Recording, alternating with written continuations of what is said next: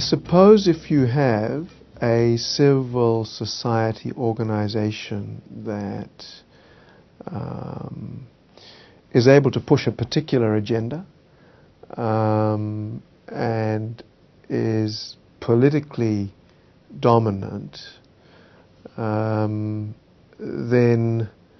it can possibly have a negative effect on good governance. I mean, civil society encompasses a very wide range of things. You know, you take, for example, religious bodies, and there are a lot of people who are more secularly inclined who don't like the influence that, you know, churches or religious bodies have on governments. But that's all part of the give and take, I think, of any democratic society. Nothing in a democratic society is fixed. The idea of, you know, a democratic society is that it's dynamic, that there are all of these forces that are constantly in play. You know, civil society is lobbying Parliament, and the executive is making particular decisions, and the courts are striking them down, and civil society is going to the courts to say, you know, something that the legislature has passed is a bad law, strike it down because it's unconstitutional. So all of these things are always in play, and that's actually the way it should be, because as society evolves, you know, laws evolve and attitudes evolve. If you look at, you know, societies even 60, 70 years ago, you look at the rights of women, you look at the rights of workers and how far they've advanced. That's because of trade unions, and it's because of churches, and it's because of women's activists. Probably now the battleground is the rights of sexual minorities. And, you know, that's often very controversial at the moment. In 10 or 20 years' time, we'll wonder what all the fuss was about. But that's why, you know, in a democratic society, all of these issues are in play all of the time. And that's, I guess, what's interesting and challenging about being in a democratic society.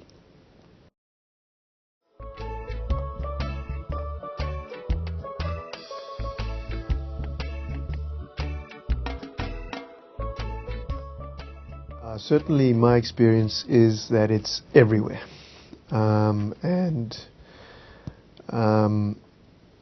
That seems to me to be because there's a surfeit of power. I think probably, and again,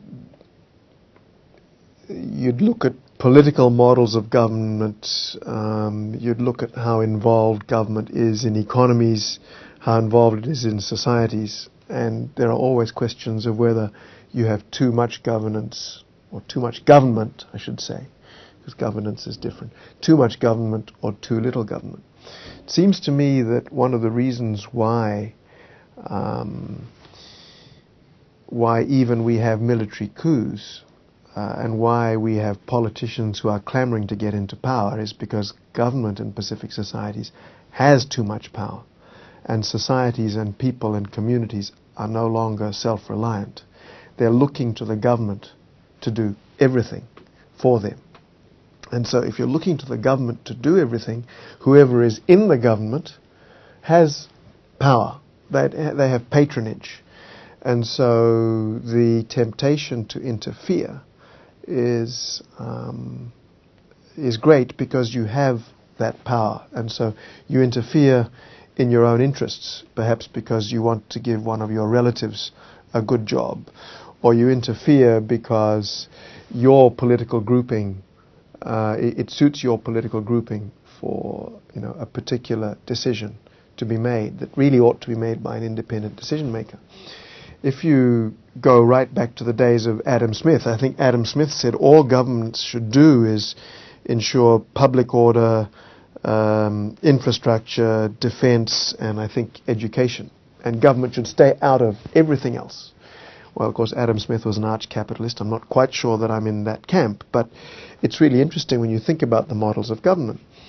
If the government simply confined itself to a very narrow set of things, but ensured that For example, there were institutions that ensured good governance, the courts, an independent public service, etc., and simply allowed people to get on with it without having to ask government for this and ask government for that.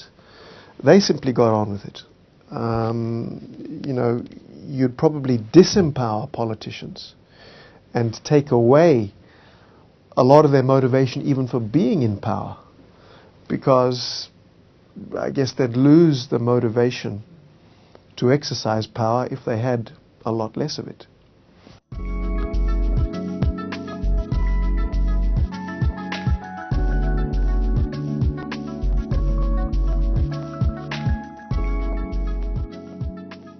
I think if you look at the way governments operate, governments naturally have a tendency, they want to regulate everything. And they don't look critically at what they really need to regulate and what they don't need to regulate. One way of looking at regulation is as a gate that, or a set of gates that people have got to go through to get to a result. And I think probably if you look at some of the models and the teaching on corruption, every time there's a gate, you've got to pay a bribe to open that gate. So the more regulation there is, obviously the more potential, there is for corruption. And I'm not just talking about bribe taking. I'm talking about people making arbitrary decisions, at the point of opening every one of those gates because it suits them. And so the more regulation there is, the more unnecessary regulation there is, the more potential there is for corruption and abuse of power.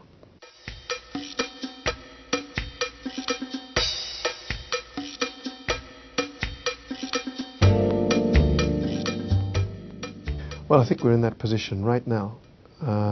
We have a whole series of public institutions that have been, thoroughly undermined.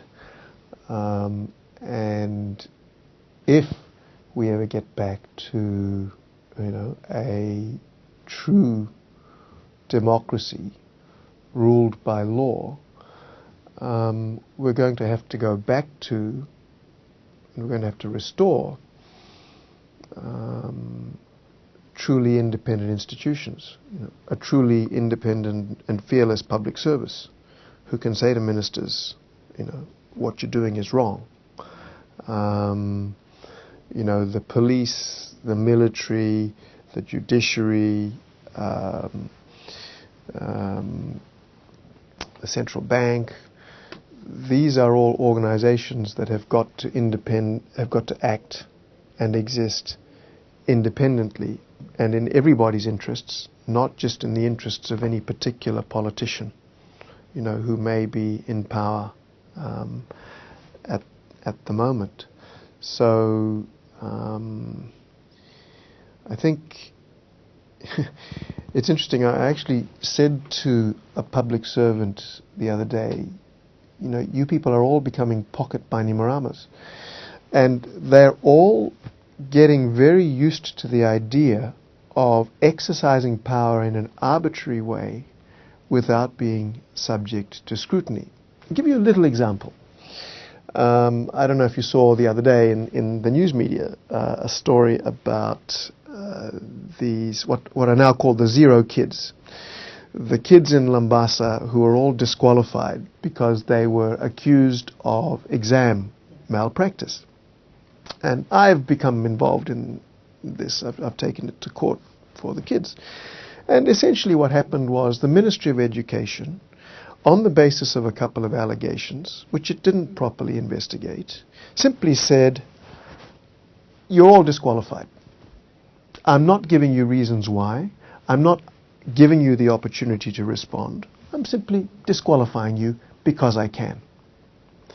And when you actually look at the decision-making process that was followed, in the cold light of day, and how poor the decision-making was, how arbitrary it was, how unscientific and how illogical it was, now you have blighted the exam records of 11 children, 11 young adults, all of whom needed a scholarship in order to progress, in order to actually advance their careers. And you've done this in a totally arbitrary, illogical, unfair way. Now, who's going to, stand up for these people, particularly where we are passing decrees by the day, all of which prevent decisions from being challenged or scrutinized in a court system. Yesterday there was an announcement that the Fiji Cancer Society had been dissolved or disbanded and taken over.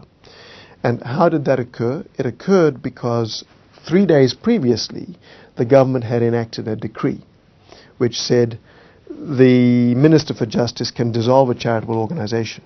But they also said, and any decision that he makes cannot be challenged or in any way appealed against in a court of law. Now, whether it was a good decision or a bad decision is almost beside the point, because a lot of those decisions are going to be bad decisions. And when people are aggrieved by those decisions, where do they go? Where is the scrutiny of a bad decision? So if you want an example of poor governance, that's a classic one. Governments passing decrees saying, when I make a decision, it may not be scrutinized, it may not be challenged. In other words, it's not going to be exposed to, critical scrutiny, which fairness demands that citizens must have. They work for us. It's not the other way around. And they've forgotten that they work for us. Now, if I had an employee, I would expect to be able to scrutinize an employee's decision, scrutinize an employee's actions, and say, that was a bad decision, and probably not you're fired, that's a bit extreme, but I'm going to discipline you and I'm going to direct you to do something different. Now, these people work for us. Why is it that we are not allowed to use the mechanisms of good governance, like the courts, in order to say to them, that was a bad decision, and that decision needs to be reversed?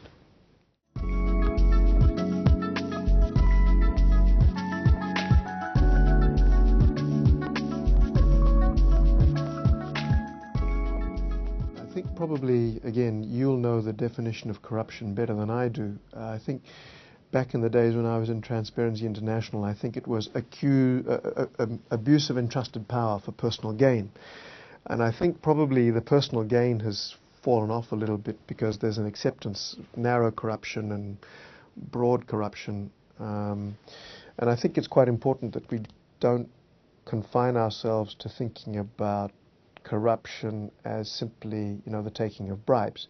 Clearly, if somebody takes a bribe in order to allow an uncompetitive tender, to go through, so that it's not the cheapest and best tender that wins, it's the more expensive and less efficient tender that wins because somebody was bribed to accept it, then that clearly means that the government is paying too much money for a particular service, and it's not getting the best outcome. But decisions such as these no challenge laws, are a classic abuse of power, because those in government, those who serve us, are not willing to expose their decisions, to wider scrutiny. If a minister, and this happens a lot right now, fires a public servant because the public servant disagrees with what the minister does, that is also a form of corruption. Because what it's actually saying is, do it my way. I'm not interested in an alternative viewpoint.